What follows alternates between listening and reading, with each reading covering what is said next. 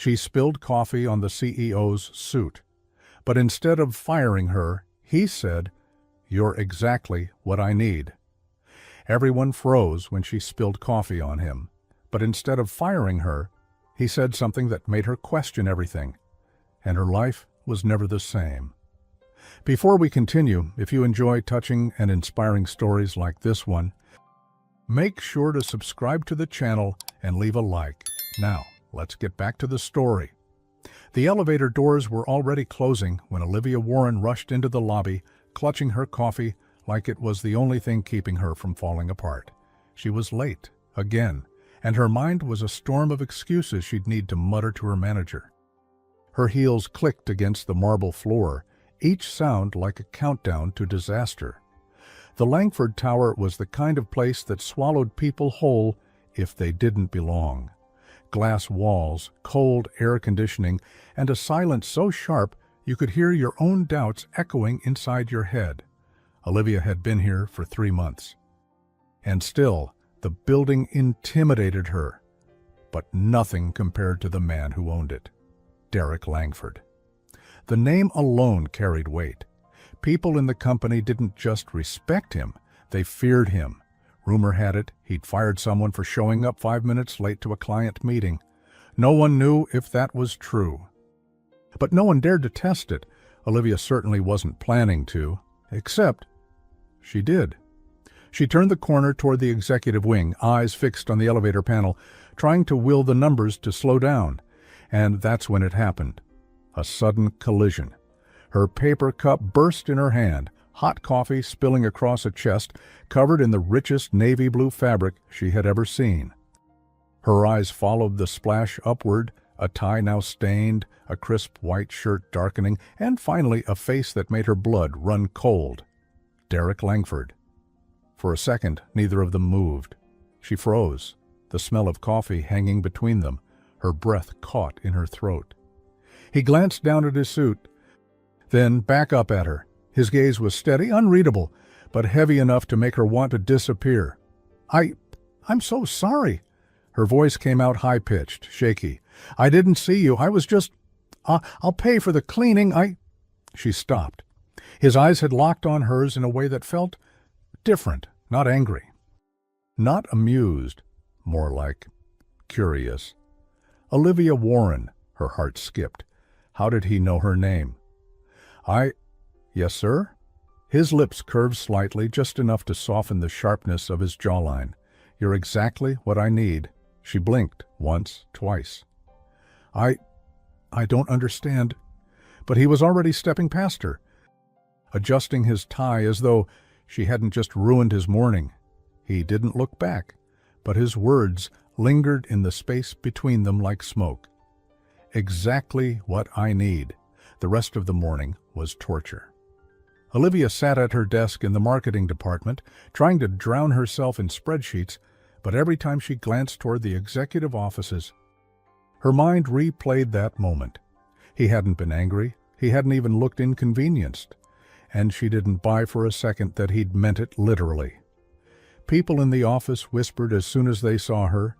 News traveled fast here. Someone even asked if she'd been summoned yet, as if Derek Langford was some kind of king deciding her fate. By lunchtime, she couldn't take the tension anymore. She decided to eat at her desk, hiding behind her computer screen. That's when an email arrived. From Executive Office, Derek Langford, subject, "Meeting, 2 bars p.m., my office." Her stomach dropped. She read the line 5 times, hoping she'd misunderstood. She hadn't. The clock seemed to sprint toward 2 o'clock. By the time she was standing outside his office, her palms were damp, and she kept smoothing her dress as if it could protect her from whatever was about to happen. "Come in," his deep voice called from inside. The room was spacious, with floor-to-ceiling windows that overlooked the city. He was behind his desk, jacket off now, shirt sleeves rolled to his elbows. He gestured for her to sit. "I'm guessing you're wondering why you're here," he said, leaning back in his chair. "Yes, sir," she managed. He studied her for a long moment, and she had the strange feeling he wasn't just looking at her.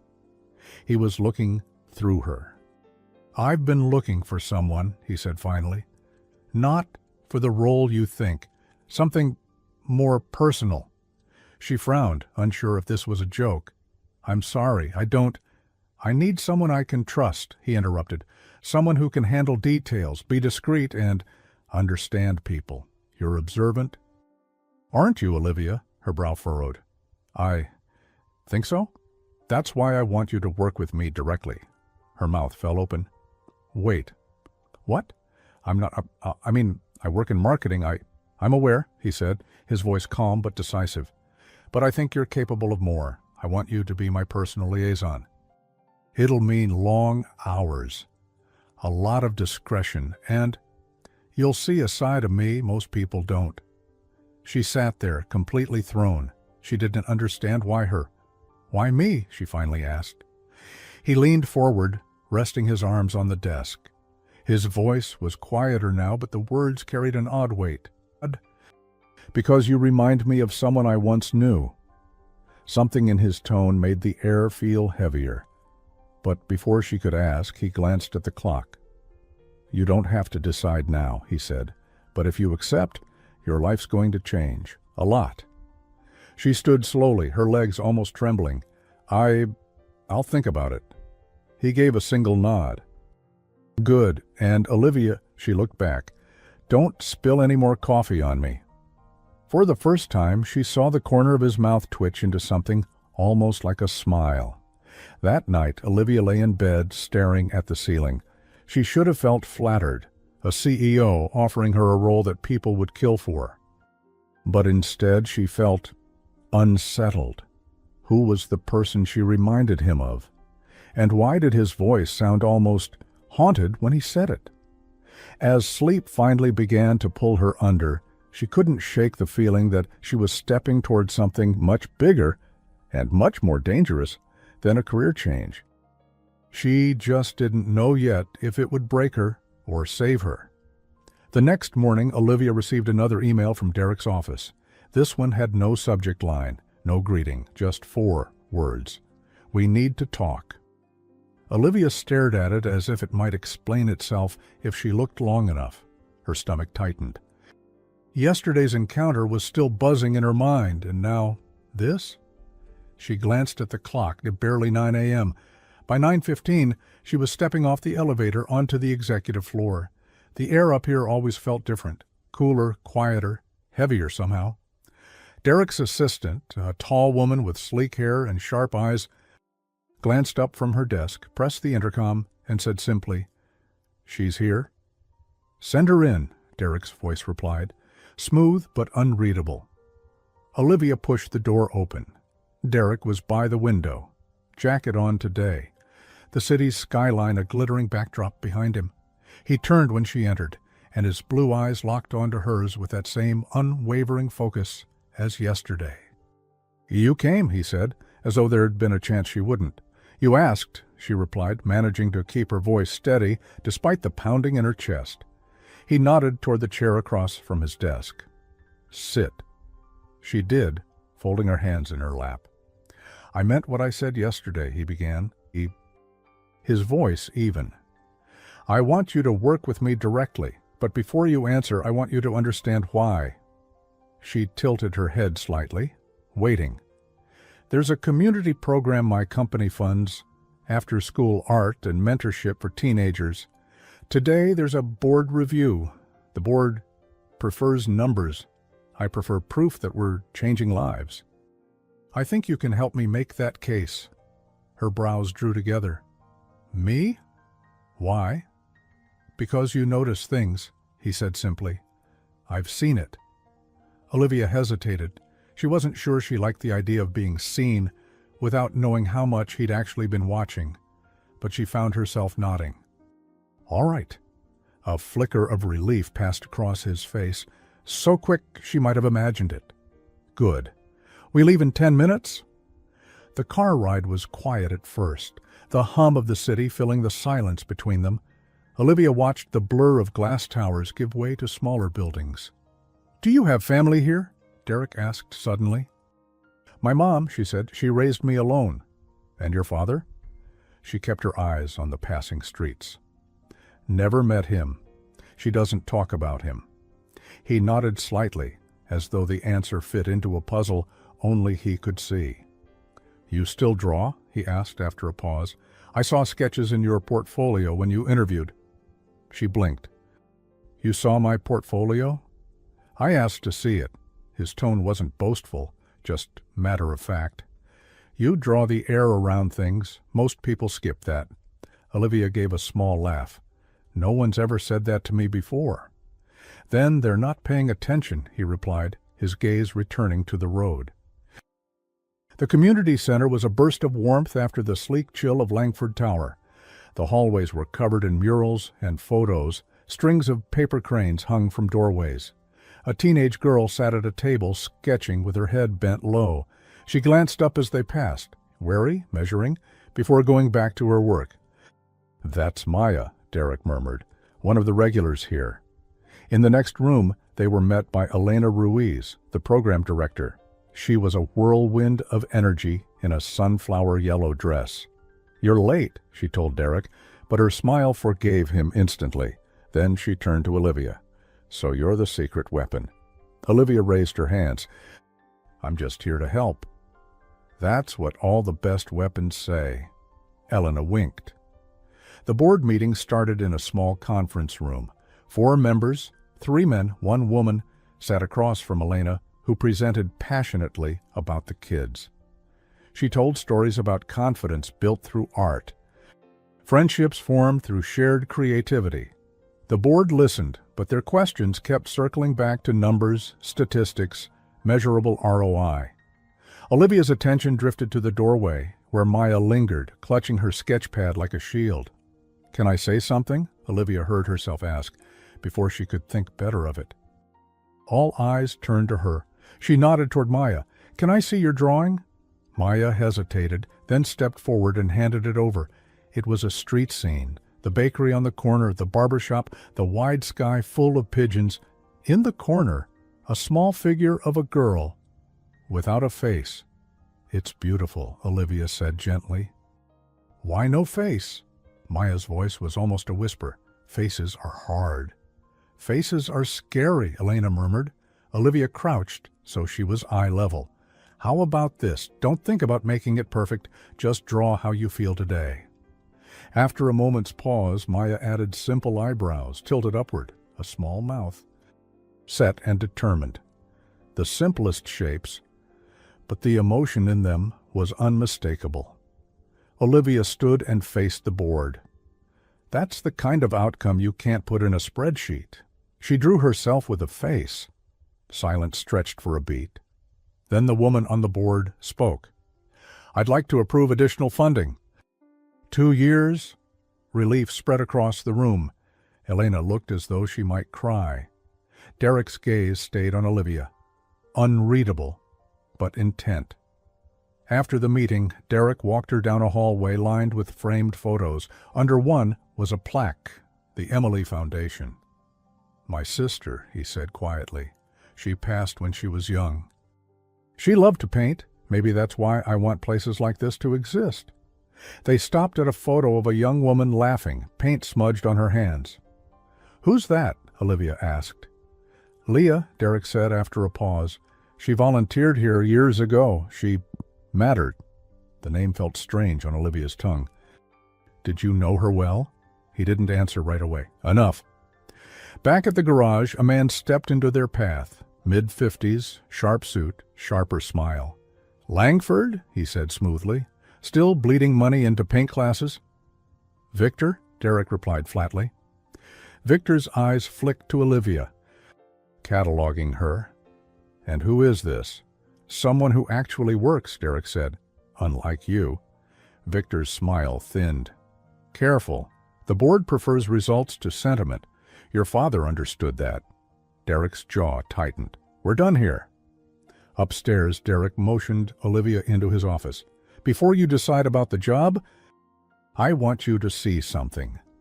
From his desk drawer, he took a slim leather folder, unzipped it, and pulled out a photograph. Olivia froze. The woman in the picture was in a sunlit kitchen, laughing. Dark blonde hair, Warm brown eyes, pearl earrings. It was her mother, younger but unmistakable. "That's my mom," Olivia whispered. "I know," Derek said quietly. Her voice shook. "How?" He opened his mouth to answer, but the door swung open. Victor stepped in, his gaze falling on the photograph. For the first time, his smug expression faltered. "Well," he said slowly, eyes flicking between them, "isn't this interesting?" Victor's eyes lingered on the photograph in Olivia's hands for just a moment too long, the kind of pause that tells you someone knows more than they're admitting.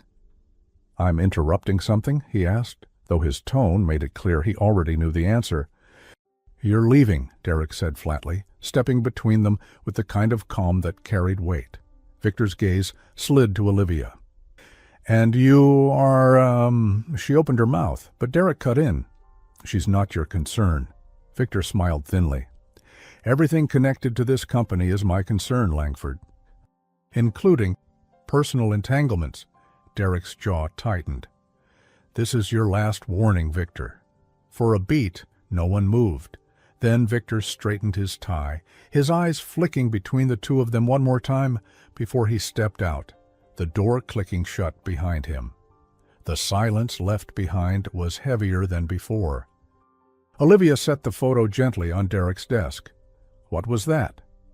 "That," Derek said, exhaling slowly, "was someone who enjoys pulling threads just to see what unravels." She crossed her arms. "And what exactly is it he thinks he saw?" Derek looked at her for a long moment, then sat down. "That's what I was about to explain before he walked in." Olivia stayed standing, waiting. "I found that photo in an old storage box from the early days of the Emily Foundation," he began. "It didn't belong there. Most of the things in that box were from before the foundation even existed. I kept it because—" He paused. "Because the woman in it helped someone I loved. She made a difference in a way most people don't get the chance to." "My mother," Olivia said quietly. "Yes." Her fingers curled against her arms. "And you never thought to tell me this sooner?" "I didn't know it was your mother until yesterday," he admitted. "When you spilled coffee on me, I saw your earrings, same pearls as in the photo. That's why I said you were exactly what I need. In that moment, I wasn't talking about a job," Derek continued. "I knew instantly you were connected to her. I just didn't know how deep that connection would run." Olivia blinked. "You mean this isn't about my work at all?" "It's about trust," Derek said. "And yes, I think you're good at your job. But I also think there's something here I need to understand." "And maybe you do too." She let out a small, humorless laugh. "You sound like you know more about my family than I do." His expression softened. "Do you know where your mother was in her early 20s? "No," Olivia admitted. "She doesn't talk much about her past, just says she worked different jobs and moved around a lot before I was born." Derek tapped his fingers on the desk, as if weighing whether to keep going. "She was here, in this city. And for a while, she worked with my sister." Olivia's breath caught. "Your sister?" "She was a teenager then, troubled, angry. My mother was busy with the company. My father, well, let's just say he wasn't the kind of man who knew how to listen." "But your mother—" His voice shifted, almost warm now. "She listened. She showed Emily how to channel what she was feeling into her art. It changed her." Olivia sank into the chair opposite him without realizing it. "I didn't know." "There's a lot you don't know," Derek said quietly. She looked at the photo again. Her mother's laugh frozen in time. "And what happened? Why did she leave?" Derek's gaze darkened. "That's the part I'm not sure about. Days after Marissa vanished, Leah was gone too. No goodbye, no explanation. Emily was devastated. She got sick." Olivia's throat tightened. He leaned back. "I've been looking for answers for years. And now, suddenly, her daughter is sitting across from me in my office." She shook her head slowly. "This is too much." "I know," Derek said, "but I think you're here for a reason, Olivia, and I think Victor knows something about it." The mention of Victor's name made her uneasy. What does he have to do with any of this? Victor Hale is my father's oldest friend, Derek said. Or he was. They built this company together, then my father died, and Victor stayed on the board. He's been trying to take control ever since. He knows things about my family, some true, some he makes up when it suits him. If he saw that photo, he'll use it. Olivia frowned. Use it how? Leverage, Derek said simply. Against me. Against you. He's not above digging into people's pasts. A sudden thought struck her. What if he already knows more about my mother than either of us? Derek's eyes met hers, sharp and certain. That's exactly what I'm afraid of. The rest of the day moved like a blur. Olivia tried to focus on her work, but her mind kept drifting back to that photograph and to the way Victor had looked at it. It wasn't just recognition. It was calculation. By late afternoon, she decided she couldn't leave without answers. She headed back to Derek's office. He was on a call, his voice clipped and controlled, but when he saw her, he motioned for her to wait. 5 minutes later, he hung up. Couldn't stay away. I need to know more, she said. About my mother, about Emily, about why you think this matters now. He studied her for a moment, then nodded slowly. Then you should come with me tonight. Where? To the Foundation Archives. The old building where we keep everything from before we moved into Langford Tower. If there's anything about your mother, it'll be there. Olivia hesitated. Why tonight? Because if Victor saw that photo, he won't wait long to start digging, and I'd rather we find what's in there before he does. Something in his tone told her this wasn't just about curiosity, it was about protecting something. Or someone. They drove as the city's daylight faded into gold, then into the deep blue of evening. The Foundation's old headquarters was a brick building on a quiet street, its windows dusty, its sign faded. Inside, the air smelled faintly of paper and paint. Rows of shelves stretched into shadows, filled with boxes labeled in neat handwriting. Derek flipped on a single overhead light, bathing the space in a warm circle. Your mother would have been here around 25 years ago, he said, scanning the shelves. Look for boxes marked 199 something. They searched in silence for a while. The only sounds the rustle of cardboard flaps and the distant hum of the building's pipes. Then Olivia froze. Derek. She was holding a box marked 1998. Volunteer files. Inside were folders, photographs, letters. She pulled one out, a volunteer sign-in sheet.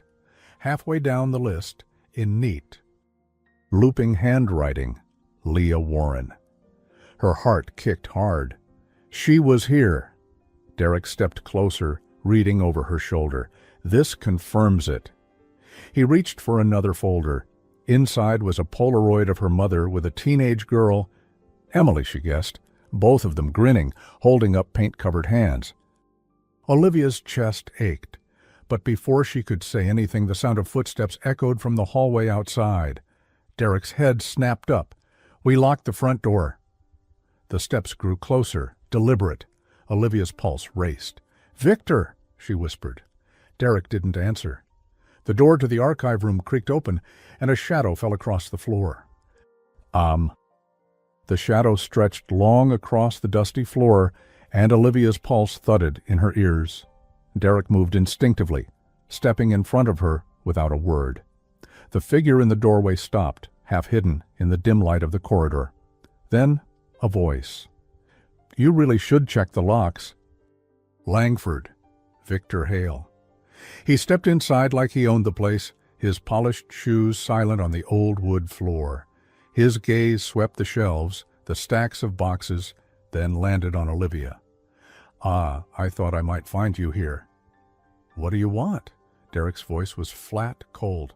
Information, Victor said easily. Same as you. Seems we're digging in the same dirt tonight.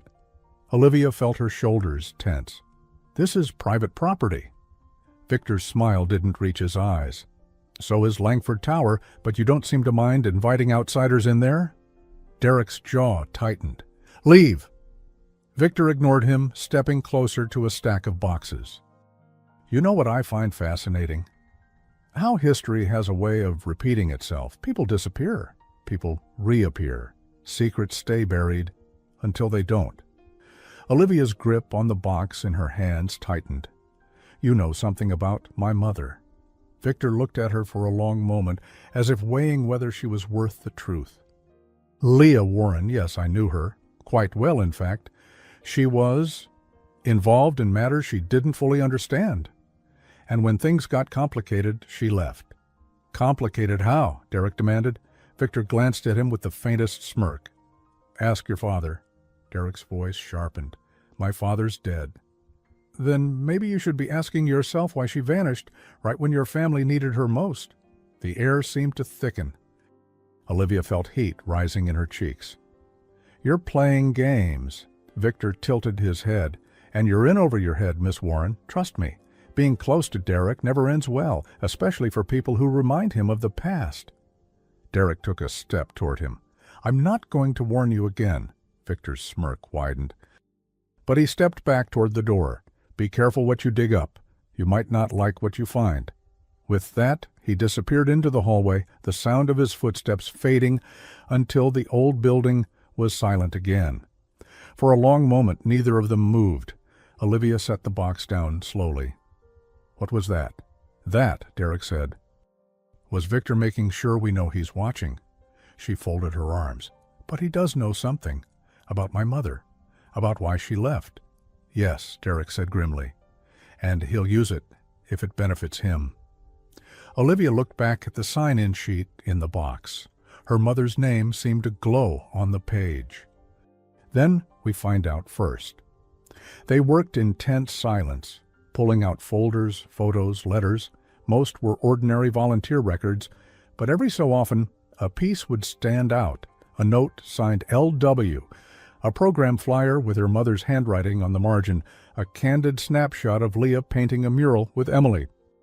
The more Olivia saw, the more her chest ached. She'd never known this part of her mother's life, the part that had belonged to something bigger, something full of color and purpose. This mural, Derek said suddenly, holding up a photo. Do you recognize it? Olivia studied it. The painting covered an entire brick wall, a swirl of blues and golds, a silhouette of a girl reaching toward a rising sun. No, but it's beautiful. It's still there, Derek said, on the east side. I pass it sometimes. He looked at the photo again, almost wistfully. Emily helped paint it. So did Leah.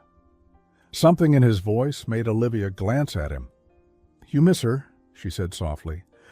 He didn't look at her. Every day. By the time they locked up the archives, night had settled fully over the city. The air outside was cool, carrying the faint scent of rain. As Derek drove, Olivia stared out the window, her mind racing. Do you think my mother left because of something your family did? Derek hesitated. I don't know, but Victor's reaction tells me it's connected to my father somehow, and that means it's not going to be simple. She turned to face him. So what now?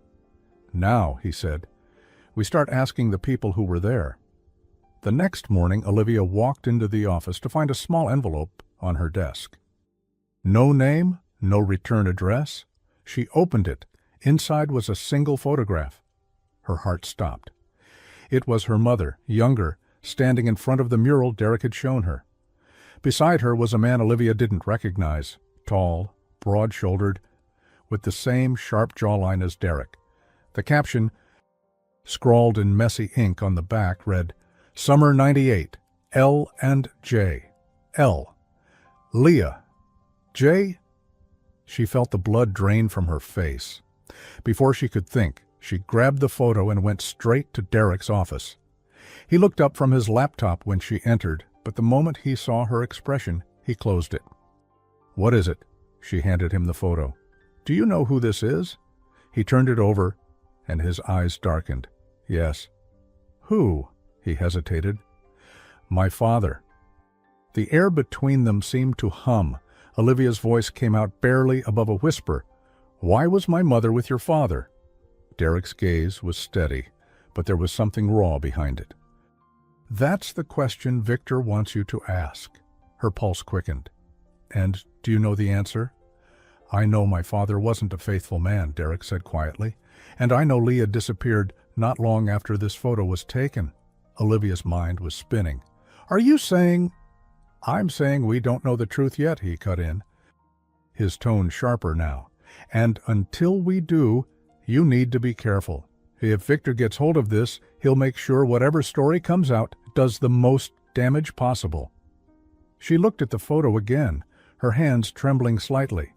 If my mother was involved with your father, it means we need proof before we jump to conclusions, Derek said firmly. Olivia swallowed hard. And what if the proof isn't what you want to hear? His eyes didn't waver. Then I'll deal with it, but not from Victor's mouth. The rest of the day, Olivia felt eyes on her. In the elevator, in the hallway, in the cafe downstairs. She caught a glimpse of Victor once, leaning casually against the reception desk, chatting with someone. But his gaze flicked to her just long enough to send a chill down her spine. By evening, she had made up her mind. She wasn't going to wait for Derek to find answers. She needed to talk to her mother. That night, in her small apartment, Olivia sat across from Leah Warren, the photograph on the coffee table between them. Her mother's eyes lingered on it, unreadable. Where did you get this? Leah asked finally. Someone left it for me, Olivia said. Who is he? Leah's fingers brushed the edge of the picture. You know who he is. Derek's father. A long silence. Then Leah sighed. Olivia, there are things I never told you, things I thought I'd buried for good. Then tell me now, Olivia said, her voice steady. Leah looked at her daughter, really looked, and in her eyes was a mixture of fear, regret, and something like relief. I knew Jonathan Langford, she said softly. Better than I should have. The room felt smaller after Leah spoke. Olivia sat perfectly still, waiting. Her mother's eyes drifted to the photo again, her fingers tracing the faint crease down its center. It was the summer of '98, Leah began. I'd been volunteering at the foundation for almost a year by then. Emily was radiant, talented, but lonely. Derek was away at school and their parents were, well, let's just say the Langford house wasn't a warm one. Olivia leaned forward. And my father? Where was he? Leah's lips pressed together. That's the part you won't like. A cold weight settled in Olivia's stomach. You're telling me Jonathan Langford might be... I'm telling you I don't know for sure, Leah interrupted, her voice sharp. I was close to him. Closer than I should have been. He was charming, persuasive. He made you feel like the only person in the room. But he was also married. I told myself it was harmless, until it wasn't. Olivia's heart pounded. You think he could be my father? Leah looked away. It's possible. I never had proof. And when I found out I was pregnant, I left. Because of him? Because of all of it, Leah said, her voice tight. The board was starting to whisper. Victor was watching me like a hawk. And Jonathan, he was changing. Becoming colder. Then, days before I left, Marissa disappeared. I knew she was in trouble, and I knew Victor was circling. Whatever my mistakes with Jonathan were, that was the moment I realized I had to get out. Fast. Olivia's mind was a whirl of images. The photo, Derek's face, Victor's smirk in the archives. Does Derek know? No, Leah said firmly. And I want it to stay that way until we know the truth. Olivia swallowed hard. Victor knows. I'm sure of it. Leah's eyes flashed with something like fear. Then you need to be careful. Victor doesn't just use information. He twists it. The next morning, yes, Olivia barely slept but still showed up at Langford Tower. Derek was already in his office, sleeves rolled, tie loosened, reading through a stack of reports. He glanced up. Long night? You could say that. He set the papers down. Did you talk to her? Olivia hesitated. Yes. And? She confirmed she knew your father, Olivia said slowly. Better than she should have. Derek's jaw tightened. but he didn't look away. Anything else? She thinks Victor's been watching her for a long time, even back then. His expression darkened. That tracks. He tapped his desk twice, a restless habit. If Victor has been sitting on this for years, he's waiting for the perfect moment to use it. And if he connects you to my father publicly, the damage will be instant, to both of us. Olivia folded her arms. Then we stay ahead of him. That afternoon, Derek called her into a conference room. On the table were files, photographs, and a tablet displaying the Foundation's donor records from the late 90s. "Look here," he said, pointing to a list of contributors. "Victor's name isn't anywhere, but he was on the board even then. That means his influence came from somewhere else. Someone else." Olivia scanned the names. "Hale Industries, that's his company, right?" Derek nodded. "Officially, yes. Unofficially, he was his father's puppet, and his father and mine had their own agreements, not all of them legal. So Victor could be covering up his own dirt by stirring up yours." "Exactly," Derek said, "and if your mother's story is true, you're the perfect weapon to distract me." The word weapon made Olivia bristle. "I'm not anyone's weapon." Derek's gaze softened. "I know. That's why I want you close. I trust you to tell me the truth, even when it's ugly." Later, as she returned to her desk, Olivia caught sight of Victor at the far end of the hall. He was talking to someone from HR, but his eyes found hers instantly. He smiled, slow, knowing, and mouthed a single word. "Soon." A chill ran through her. That evening, Derek asked her to join him at the mural on the east side. The sun was low, casting the wall in a golden glow. The colors had faded over time, but the image still breathed, the silhouette of a girl reaching toward the sun. "My sister's hands are in that paint," Derek said quietly. "And so are your mother's." Olivia stepped closer, touching the rough brick. "She never told me about this." "She probably wanted to protect you from whatever came after," Derek said. They stood in silence for a moment before Olivia spoke. "If it turns out your father is my father, what happens to us? To this?" Derek's eyes held hers. "Then we face it. Together? But I'm not going to let Victor write that story for us." The next day brought a storm, not in the sky, but in the company. A confidential memo leaked to the press hinted at past improprieties between Jonathan Langford and a Foundation volunteer. No names were given, but Olivia didn't need them. Her phone buzzed with a text from an unknown number. "Tell me what I want to know, or the next leak will have names. V." Her stomach knotted. She went straight to Derek's office and showed him the message. His eyes turned to steel. "He's moving faster than I thought," Derek said. "This means he's getting ready to drop the story." Olivia's voice was tight. "So what do we do?" Derek took a breath. "We find someone who was there. Someone who owes Victor nothing." That night, they met with Elena Ruiz at the community center after closing. She listened quietly as they explained.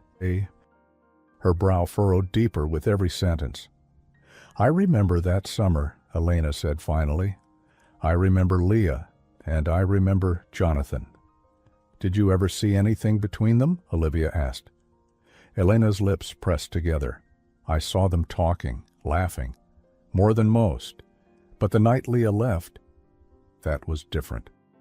She was upset, shaken, and Jonathan, he came in the next day acting like nothing had happened. But Victor, he was hanging around that whole week, watching." Derek leaned forward. "Do you know why she left?" Elena shook her head. "No. But I do know Victor had a file on her. I saw him with it once in the board office. He put it in the safe." "Where?" Derek asked. "In the old boardroom, back when the company was still in the original tower." Derek exchanged a look with Olivia. "That building's been empty for years." Elena's eyes were steady. "Then it's probably still there." As they left, the rain finally came, drumming against the car roof. Derek gripped the wheel tighter than necessary. "If that file still exists, it could tell us everything. Whether your mother's story is the truth or Victor's version." Olivia looked out at the wet streets, her reflection fractured in the glass. Then we have to get it before he does. Derek nodded once. We will. But neither of them noticed the black sedan parked across the street, its headlights off. Inside, Victor Hale sat in the driver's seat, watching them through the rain-smeared windshield. He lifted his phone, tapped a number, and said only 3 words. They're taking the bait. The rain hadn't stopped by the time Derek pulled up in front of the old Langford Tower. The building loomed like a forgotten sentinel, its windows dark, its metal letters dull with rust. The street around it was quiet. Too quiet. Olivia stepped out of the car, pulling her coat tighter. Are you sure we can get in? Derek glanced at her, then at the security keypad by the side door. My family built this place. There are still ways in that only we know. The lock clicked after a few keystrokes, and the heavy door swung inward with a groan. The air inside was cool and stale, thick with the scent of dust and time. Their footsteps echoed as they stepped into the empty lobby, the marble floor dulled by years of neglect. This way, Derek said, leading her down a dim corridor. The old boardroom is on the top floor. They climbed the stairs. The elevator was long dead, passing floors stripped of furniture, paint peeling from the walls. You spent time here as a kid? Olivia asked quietly. He nodded. I used to sneak into meetings to watch my father work. I thought he was invincible. His voice darkened. I was wrong. The boardroom door was tall, its brass handle tarnished. Derek pushed it open, and they stepped into a cavernous space. The long table was still there, covered in a fine layer of dust. Heavy curtains blocked most of the light from the tall windows. This was the seat of power, Derek said, crossing to a large cabinet against the far wall. Victor's safe should be in here. He pulled the cabinet open, revealing a steel door with a combination lock. Olivia raised an eyebrow. Please tell me you know the code. I know my father's, Derek said, kneeling to turn the dial. And if Victor didn't bother to change it, a soft click. The door swung open. Inside were stacks of old ledgers, envelopes, and manila folders. Derek sifted through them quickly until he pulled out a folder labeled, in neat black ink, L. Warren. Olivia's breath caught. Derek set it on the table and opened it. Inside were copies of volunteer forms, photographs, and, at the bottom, a series of typed pages. Olivia reached for them, but Derek's hand stopped hers. Let me see first. He scanned the first page, his brow furrowing. It's a record of meetings. Conversations, dates. He looked up at her. Victor kept notes on every interaction between your mother and my father. Olivia took the second page. One entry was underlined twice. July 12th, private conversation in East Hallway. Tense. Leah left in tears. Jonathan left 5 minutes later, refused to answer questions.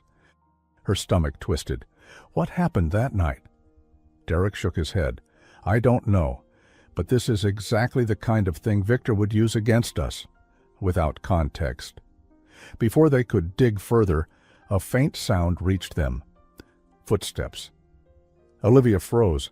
Did you lock the door downstairs? Yes, Derek said.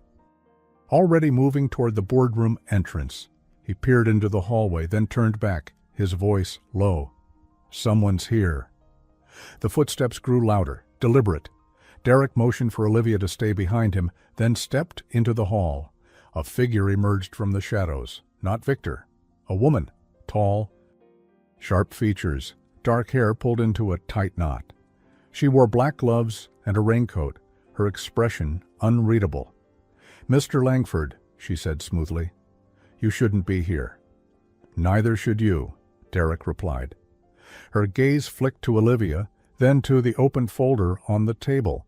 That's not yours. And you are? Derek asked.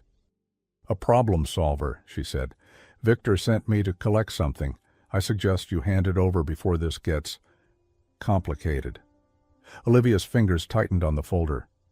Tell Victor he's not getting this. The woman's eyes narrowed. You don't know what you're holding. It's not the whole story. Just enough to ruin you both.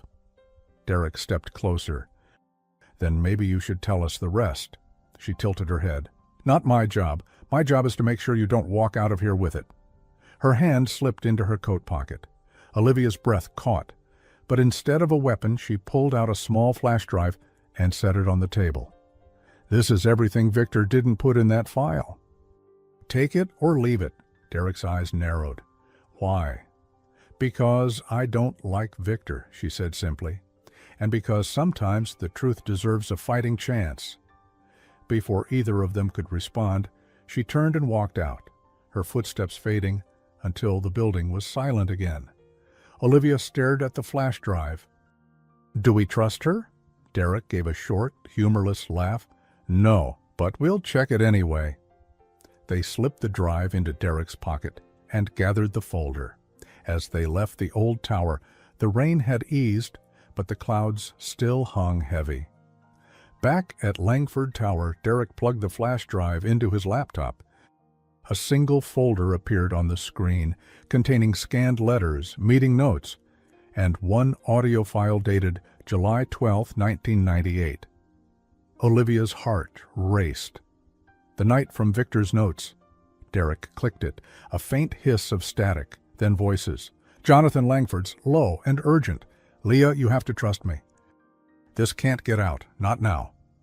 Leah's voice, younger, shaking. I trusted you, and you lied. I can't be part of this anymore, Jonathan. If you walk away, you're not just leaving me, you're leaving her. Leah, she's not mine to save. Static again, then silence. Olivia's mind reeled. Who was she talking about? Emily? Derek's jaw was tight. Maybe, or someone else entirely. Before Olivia could ask, Derek's phone buzzed. He glanced at the screen, and his face hardened. Victor just called a board meeting, he said. Tonight. Olivia's pulse jumped. He's going to use it. Derek closed the laptop with a snap. Then we need to get there first. The boardroom at Langford Tower had a different kind of weight when it was full. By the time Olivia and Derek walked in, every seat was taken. The polished mahogany table gleamed under the lights, and the air carried that sharp mix of cologne, coffee, and quiet tension. Victor Hale sat at the far end, leaning back like a man already certain of victory. He smiled when he saw them. So glad you could make it. Derek didn't return the smile. Let's get to it. Victor tapped a folder on the table. The folder. Olivia recognized the label instantly. L. Warren. Before we start with regular business, there's a matter of transparency we need to address. A few board members shifted uncomfortably. Others looked expectant. This file, Victor continued smoothly, contains records from the early days of the Emily Foundation, records that, unfortunately, raise serious questions about the conduct of our late founder, and about certain individuals connected to this company today. Olivia felt her pulse quicken. His gaze slid deliberately toward her. Go on, Derek said, his tone icy. Victor opened the folder and began to slide out pages, photos, volunteer forms, typed notes. These documents suggest an inappropriate relationship between Jonathan Langford and a young volunteer named Leah Warren. I believe we all have a right to know whether that relationship compromised the integrity of the foundation. A murmur rippled through the room. And, Victor added, whether it creates a conflict of interest for her daughter, currently employed in this company's marketing department and, as I understand, working directly with our CEO. All eyes turned to Olivia. She sat straighter, refusing to shrink under their gaze. This is character assassination, Derek said flatly. It's due diligence, Victor countered. If you have nothing to hide, you'll have no problem with the board reviewing these records. Derek's hand rested on the table, steady but tense. What you're doing is dragging someone's personal history into a room where it has no bearing on our work. My father's mistakes, or whatever they were, are not this company's legacy. And Olivia Warren is not on trial here? Victor's smile thinned. So, you admit, there were mistakes. Derek didn't blink. I admit that my father was human, and I also admit that your interest in this has nothing to do with ethics and everything to do with power."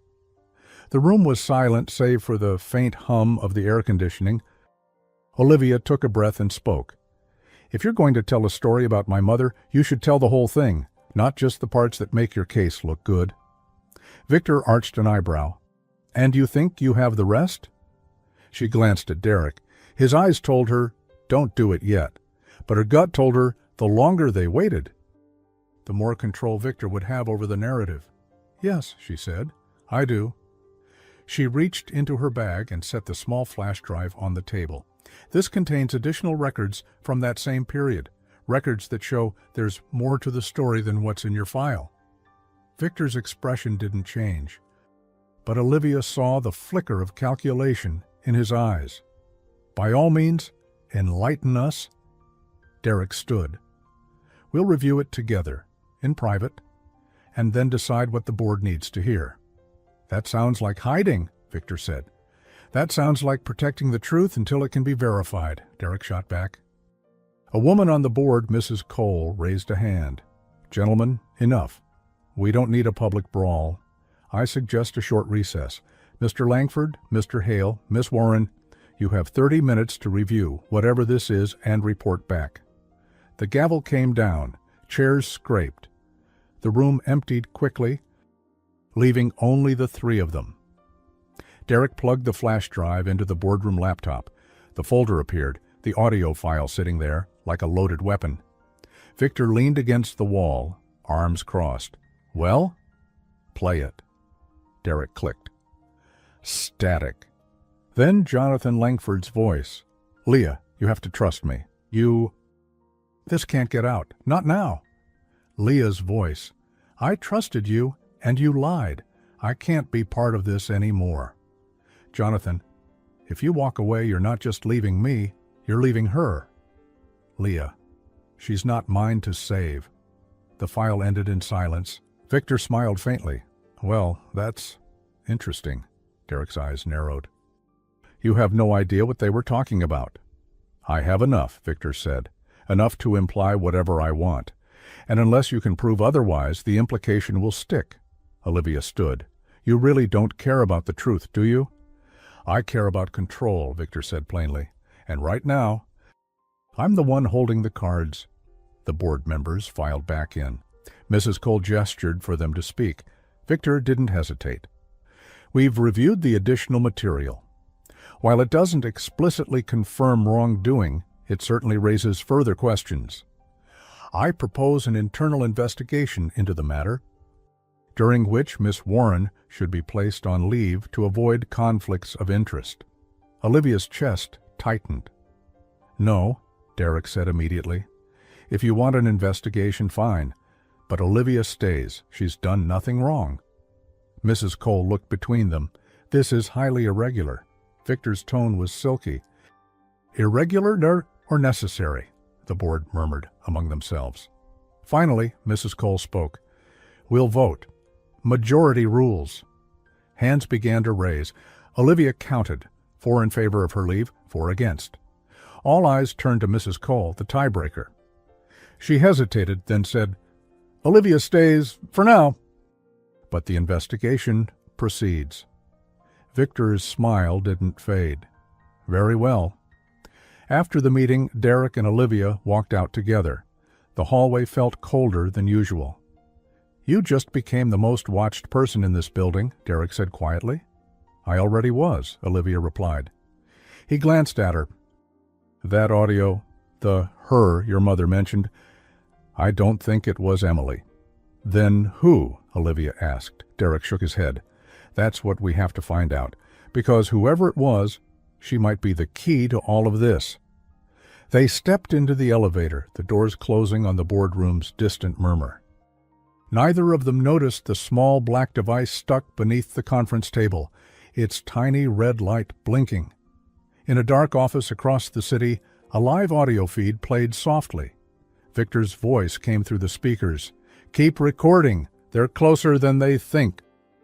By morning, the investigation was already underway. Not the board's, Derek's. He'd called Olivia into his office before the workday had even started. The blinds were drawn, the door locked. On his desk lay the printed transcript of the July 12th audio, certain words circled in red. "She's not mine to save." Olivia sat opposite him. "So, if it wasn't Emily, who could it have been?" Derek leaned back, eyes fixed on the page. That summer, Emily was 17, but there were other people around the foundation, kids, volunteers, staff. My father was involved with more than just the public programs. He funded certain private initiatives off the books. Her brow furrowed. Like what? Mentorships, sponsorships, some legitimate, some not. If her was part of one of those, we need to know. Olivia felt a chill. "And you think my mother got caught up in it?" "I think your mother may have tried to protect someone," Derek said, "and I think that's why she left." They decided to start with Elena Ruiz. She'd been at the foundation back then, and unlike Victor, she had no reason to twist the truth. Elena met them in her office, shutting the door as soon as they stepped inside. "You've stirred up a storm," she said, crossing her arms. "Victor's been asking questions here, too." "Then we need to move fast," Derek said. "Back in '98, was there a girl? Someone Leah might have been trying to help?" Elena's eyes flickered. "Yes." Olivia leaned forward. "Who?" "Her name was Marissa Kane," Elena said. 15. Talented artist, but her home life was dangerous. Your mother took her under her wing. She'd stay late, give her extra lessons. One night, Marissa disappeared. Leah left the foundation almost immediately after, within days. Olivia's pulse quickened. "And you never saw Marissa again?" "Not at the foundation," Elena said softly, "but months later, I heard rumors she was in another city, under a different name." Derek's expression was grim. "If my father was involved in whatever happened to her, Victor would have it in his pocket," Elena finished, "and he'd wait for the perfect moment to use it." Back at Langford Tower, Derek pulled up the foundation's old grant records. If Marissa changed her name, there might be a paper trail. People don't just vanish. They leave traces. They combed through digital archives, newspaper clippings, donor lists. Hours passed. Then Olivia stopped. "Wait." She tapped the screen. "Look at this." A 2001 news article, "Local Artist Wins Emerging Talent Award." The photo showed a young woman holding a clay sculpture. Older? Sharper features, but the same deep-set eyes from the few old snapshots Elena had shown them of Marissa. The name under the photo, Risa Kane. "Same girl," Derek said. "Shortened her name." The article listed a gallery in another state. Derek grabbed his phone. "We're going." They arrived at the gallery just before closing. The walls were lined with sculptures, fluid shapes, rough edges, pieces that seemed to breathe emotion. A woman in her late 30s was speaking with a curator. Olivia recognized her instantly from the photo. "Marissa," she called. The woman turned, startled. Her eyes flicked between Olivia and Derek. "Do I know you?" "I'm Olivia Warren," she said quickly. "My mother was Leah Warren." Marissa froze. "Leah," Derek stepped forward. "We think you might know something about what happened in 1998, something that involves my father." Marissa's gaze hardened. "I don't talk about that year." Olivia's voice softened. "Please, my mother left everything behind. She never told me why. We think it was because she was trying to protect you." A long silence. Then Marissa sighed, motioning toward a back room. "Not here." Inside, the air smelled faintly of clay and varnish. Marissa leaned against a work table. "Your mother saved my life," she said quietly. "Your father wasn't the man the public saw. He offered me a sponsorship, said it would cover art school materials, but there were conditions, attention, time, things that felt wrong and had nothing to do with art." Olivia's stomach turned. "When Leah found out, she confronted him," Marissa continued. I don't know what was said that night, but she told me to pack a bag. She got me out of the city before Victor could find me. She said he'd make sure I disappeared if I stayed. Derek's voice was tight. Victor knew? Oh, he knew, Marissa said. He knew everything, and he made sure there was no proof. Olivia's mind was reeling. Her throat tightened as the words sank in. So that's what she meant in the recording. She's not mine to save. She paused, her voice lower now, almost breaking. She was talking about you. Marissa's gaze locked on hers. Yes, she knew if I stayed, I'd be trapped. Or worse, she risked everything to get me out. Olivia felt a sharp ache in her chest. For all these years, her mother had carried that danger alone, never telling her. Marissa's voice softened, but each word landed heavy. She did save me, but she paid for it. Victor forced her out, made it look like she quit, and your father didn't stop him. Derek's jaw was rigid, his eyes darkening. Then Victor's been holding this over my family for more than 20 years. Marissa's eyes didn't waver, and if he's talking about it now, it means he's ready to use it, maybe twist it until your mother's the villain. Back in the car, the city lights blurred past the windshield. Neither of them spoke for a while. Finally, Derek said, "If we expose Victor, we expose my father too. And your mother." Olivia stared out at the streets. "Or we do nothing, and he destroys us both anyway." They both knew there was no easy way out. When they reached Langford Tower, Derek stopped at the curb. "Go home. Get some rest. I'll call you in the morning." But as Olivia walked toward her building, a black sedan pulled slowly away from the curb across the street. Inside, Victor Hale was watching, phone pressed to his ear. "She found Marissa." "Yeah, I know, don't worry. By the time she tells anyone, they'll think she's lying." The next morning, Olivia's phone buzzed with a new message. No sender, just an image. Her mother, Leah, sitting at a cafe table. Across from her, Victor Hale. The caption beneath, "Guess she didn't tell you everything." Olivia stared at the image on her phone, her pulse drumming in her ears. Leah, sitting across from Victor Hale. The timestamp in the corner showed it had been taken yesterday afternoon. While Olivia and Derek were chasing Marissa's trail, the caption burned into her mind. "Guess she didn't tell you everything." She called her mother immediately. Leah answered on the third ring, her voice wary. "Olivia, is everything all right?" "No," Olivia said flatly. "Where are you?" A pause. "At home. I'm coming over." She hung up before Leah could reply. Leah opened the door within seconds of Olivia's knock. "What's wrong?" Olivia shoved her phone toward her. "This. Why were you meeting with Victor Hale?" Leah's eyes flickered with something, guilt, fear, before she schooled her expression. "It's not what you think." "Then tell me what it is," Olivia demanded. Leah motioned her inside, shutting the door. "Victor contacted me after your little scene at the board meeting. He said he wanted to clear the air." Olivia's voice was sharp. "Victor doesn't clear the air. He poisons it." "I know," Leah said. "That's why I met him in public. And I didn't go unprepared. I recorded everything. I wanted to see what he knows and what he plans to use." "And?" Leah exhaled slowly. "He has copies of that file you found, and he's convinced he can twist it into proof that I was complicit in what your father—" She stopped herself. "In what Jonathan did." Olivia's stomach turned.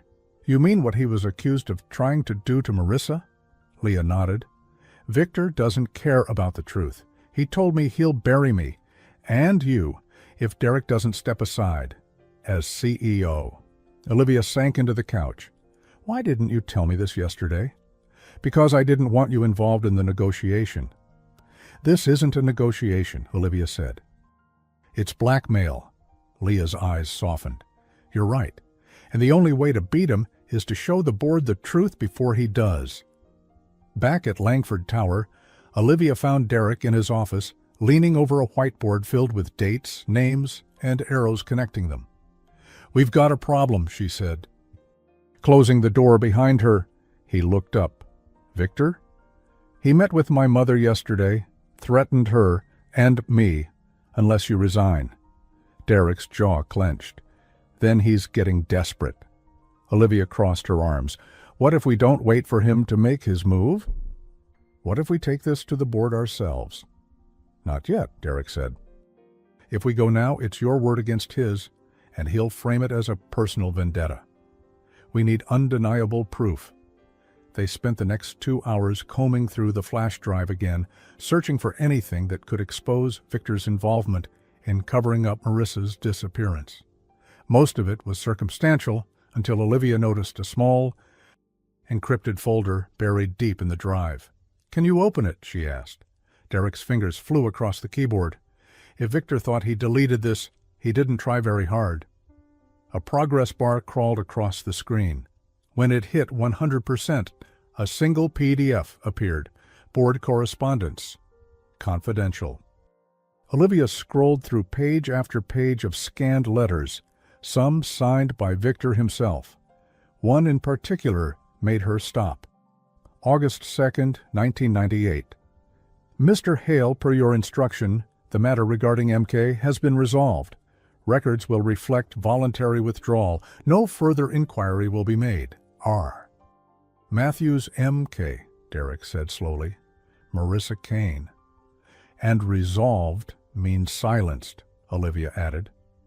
Derek's eyes narrowed. This is it. Proof Victor orchestrated the cover-up. That night, Derek called an emergency meeting, not with the full board, but with Mrs. Cole and 2 other members he trusted. They met in a small conference room on the 30th floor, away from prying eyes. Olivia laid out the evidence, the correspondence, the audio recording, and Marissa's testimony. Derek explained how Victor had been using the file on Leah to distract from his own involvement. When they finished, Mrs. Cole leaned back in her chair. This is serious, but if we bring this to the board, Victor will fight dirty. He'll attack your mother's credibility and Olivia's before he admits anything. That's why we go in prepared, Derek said. We show them everything at once. No leaks, no time for him to spin it. One of the other members, Mr. Alvarez, frowned. If we take him down, we take the company through a storm. The press will eat this alive. Derek met his gaze. Better a storm than a rot at the core. After the meeting, as Olivia and Derek walked to the elevators, she asked, what if this still isn't enough? What if the board chooses to protect him? Then we take it public, Derek said without hesitation. Olivia stopped. That could destroy the foundation. And your family's name? Derek's expression was resolute. Then so be it. My sister's name, Emily's name, deserves better than to be tied to Victor's lies. The next morning, Olivia woke to another anonymous message. This time it wasn't a photo. It was a video. Grainy security footage from the old tower, she and Derek in the boardroom opening the safe. Victor's folder on the table, the message underneath, breaking and entering, should make tomorrow's headline. Her phone rang immediately. Derek. Come to my office, he said, his voice hard. We've just been given a deadline. When she arrived, he handed her a printed email. It was from Victor, copied to the entire board. If Mr. Langford and Ms. Warren wish to avoid public embarrassment and possible legal consequences, they will both submit their resignations by 5 p.m. today. Olivia's stomach dropped. He's going to release the footage if we don't. Derek's eyes were steel. Then, we have to make sure what we release hits harder. They spent the next hours building a dossier, every piece of evidence, every witness statement, every timeline, into a single airtight presentation. Derek called Mrs. Cole again. Get the board in the room tonight, all of them, no exceptions. Olivia added one last file to the folder, a signed statement from Marissa, naming Victor as the man who covered up her disappearance and forged her withdrawal from the foundation. When they finished, Derek looked at her. Once we do this, there's no turning back. Are you ready? Olivia took a steady breath. He's been telling our story for too long. It's time we tell it ourselves. That evening, the boardroom lights glowed against the dark skyline. One by one, the members filed in. Victor arrived last, carrying the same smugness he'd worn since the beginning. As he took his seat, Derek slid the thick dossier across the table toward him. "Before you try to end our careers tonight, you might want to read this." Victor didn't touch it. "You think a pile of paper scares me?" "No," Derek said evenly, "but the truth should." The tension in the boardroom was electric, and though every seat was filled, the skyline glimmering through the tall windows behind them. Derek stood at the head of the table, Olivia beside him, a thick dossier in front of each board member. Victor sat halfway down, leaning back in his chair like this was just another routine meeting. "Well," he said, tapping his watch, "are we doing this or not?" "We are," Derek replied, his voice calm but carrying weight. "And by the time this meeting ends, there will be no question about who's been poisoning this company from the inside." Mrs. Cole adjusted her glasses, flipping open the dossier. "Let's hear it," Derek began, pacing slowly. "For weeks, Victor has implied that my father had an inappropriate relationship with Leah Warren, a volunteer at the Emily Foundation, and that her daughter, Olivia Warren, now presents a conflict of interest in this company." He paused, letting the accusation hang in the air. "But what Victor hasn't told you is that Leah's departure from the foundation was not about an affair. It was about protecting a 15-year-old girl named Marissa Kane." A ripple of murmurs passed around the table. "Marissa was a gifted young artist," Derek continued, "and she was targeted by my father under the guise of a sponsorship. Leah intervened before things could go further. She got Marissa out of the city. And Victor, instead of helping, covered it up to protect his influence here." Victor chuckled, shaking his head. "A touching story. Shame you can't prove it." "That's the thing," Olivia said, stepping forward. "We can." She clicked a remote, and the screens on the wall lit up with a scanned letter from the encrypted folder. "August 2nd, 1998. Mr. Hale, per your instruction, the matter regarding MK has been resolved. Records will reflect voluntary withdrawal. No further inquiry will be made." "That's your signature," Derek said, pointing at the bottom. Victor's jaw tightened, but his voice stayed smooth. "So I authorize paperwork." "That's not a crime." "It is when it's used to erase a minor from the system to protect a man's reputation," Olivia shot back. Next, Derek played the audio from July 12th, 1998. Jonathan Langford's voice filled the room. "Leah, you have to trust me. This can't get out. Not now." Leah's voice followed. "I trusted you, and you lied. I can't be part of this anymore. Jonathan, if you walk away, you're not just leaving me. You're leaving her. Leah, she's not mine to save." The recording ended. Silence pressed in. "Her was Marissa," Derek said. "Leah saved her anyway, and Victor made sure there was no official record of what happened." Victor leaned forward now. The smirk gone. "You've got nothing tying me to misconduct. No witnesses." "That's not true," Olivia said. "We have Marissa." A collective intake of breath swept the table as the screens changed again, this time to a live video call. Marissa Kane appeared sitting in her studio. She looked straight into the camera. "My name is Marissa Kane. I was a participant at the Emily Foundation in 1998. Victor Hale arranged for my records to be erased after Leah Warren helped me leave the city. He told me no one would believe me if I ever came back." "Lies," Victor snapped, but a note of strain had crept into his voice. "They're not lies," Marissa said firmly. "I have my original acceptance letter, my ID badge, and letters from Leah, and I'm willing to testify." Mrs. Cole closed the dossier. "Mr. Hale, this is damning. Do you deny authorizing the cover-up?" Victor's jaw worked. "I deny nothing that wasn't already in the best interest of the Foundation and this company." "In other words," Derek said, "you admit it, and you expect us to believe it was noble." A tall man at the far end of the table, Mr. Grant, spoke for the first time. I think we've heard enough. Mr. Hale's actions, regardless of intent, put the company and the foundation at legal and reputational risk. I move to remove him from the board, effective immediately." "I second," Mrs. Cole said without hesitation. The vote was quick. Hands went up around the table, all but Victor's. Victor stood slowly, straightening his suit jacket. His smile returned, though it was thinner now, sharper.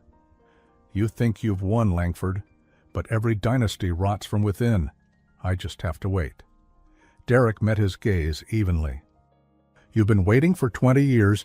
You can wait somewhere else now." Victor's eyes flicked to Olivia, lingering for just a heartbeat before he turned and walked out. The door shut behind him with a final heavy click. The boardroom exhaled as one. Mrs. Cole turned to Derek. "This won't be easy to clean up."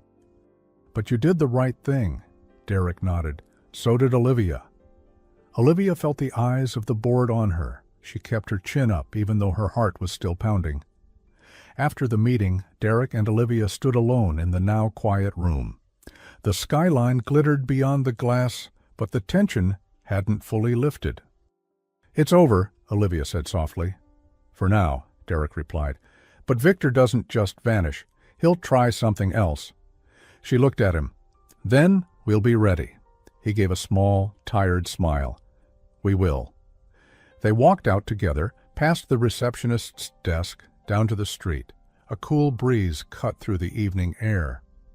As they reached the curb, Derek glanced at her.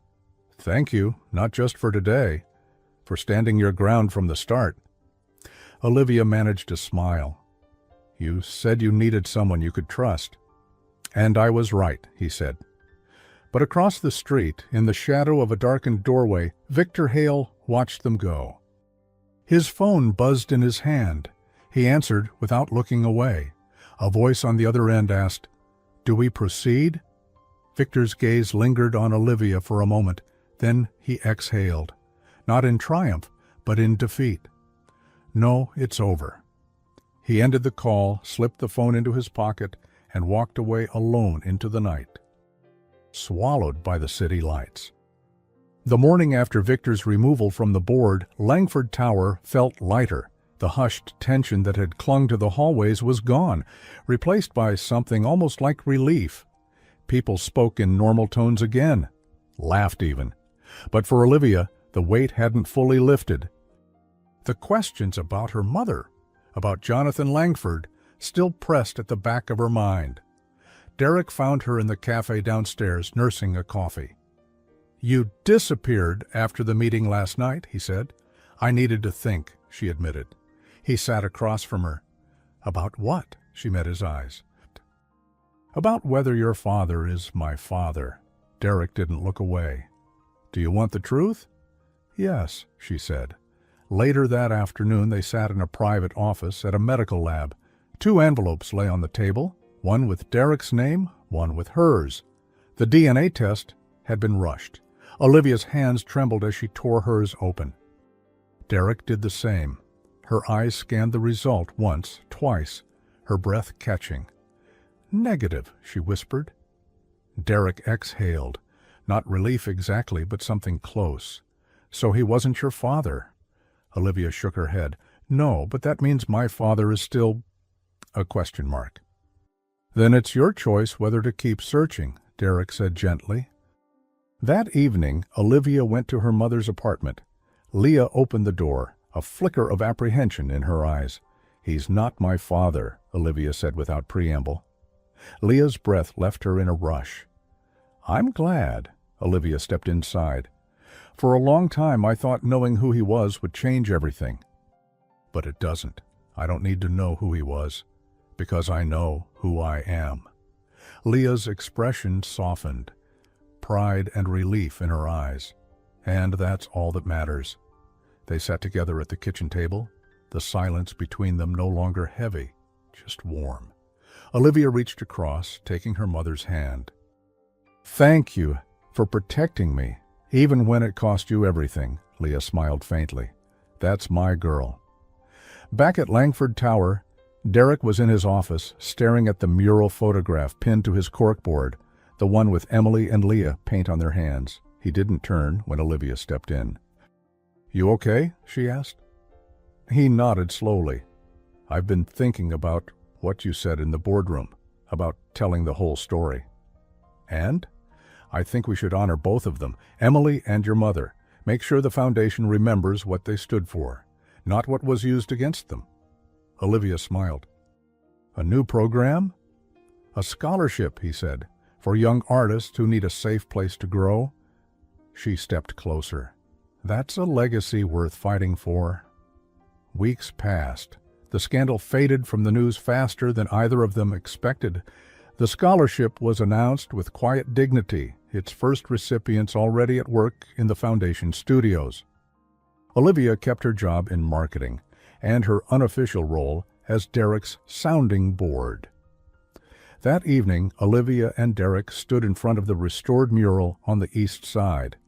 The late sunlight washed the bricks in gold, softening the edges of every brushstroke. "My sister's hands are in that paint," Derek said quietly. "And so are your mother's." Olivia touched the wall lightly, tracing the faded swirls of blue and gold. "She never told me about this." "She probably wanted to protect you from what came after," he said. They stood in silence for a long moment, the hum of the city in the background. "If there's one thing I've learned from all this," Olivia said softly, "it's that the truth matters, even when it hurts." Derek looked at her. "And the people who stand beside you in the storm are the ones worth keeping when the sky clears." She smiled faintly. "Guess you're stuck with me then." "Gladly," he said, his eyes warm. They turned to leave, walking side by side down the quiet street. Olivia glanced back once more at the mural, the legacy of two women who, in different ways, had fought for what was right. Some marks, no matter how small, endure. And for the first time in a long time, she felt at peace. The end. The truth can be painful, but lies are heavier to carry. The people who stand beside you in the storm are the ones worth keeping when the sky clears. And you? If you uncovered a truth that could change everything, would you share it or protect the people it might hurt? Let me know in the comments, because maybe your story is the one someone else needs to hear. And if this story touched your heart in any way, leave a like, subscribe for more stories like this. And rate this story from 0 to 10 in the comments. I'd love to know how it made you feel. You matter. Your voice matters. And your presence here means more than you know. Thanks for watching. See you in the next story.